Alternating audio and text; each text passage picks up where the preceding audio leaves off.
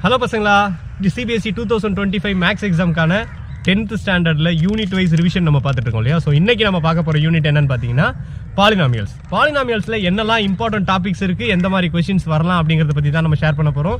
So பாலினாமியல்ஸில் என்ன இருக்குது அப்படின்னு பார்த்தீங்கன்னா, ஒன்று ஃபேக்டரைசேஷன். அதில் எப்படி கொஸ்டின்ஸ் கேட்குறாங்க அப்படின்னா, அதோட ரூட்ஸுக்கும் அதோட sum of the roots and product of the ரூட்ஸுக்கு இடையில இருக்கிற ரிலேஷன்ஷிப்பை வெரிஃபை பண்ண சொல்லி கொஸ்டின்ஸ் வரலாம்.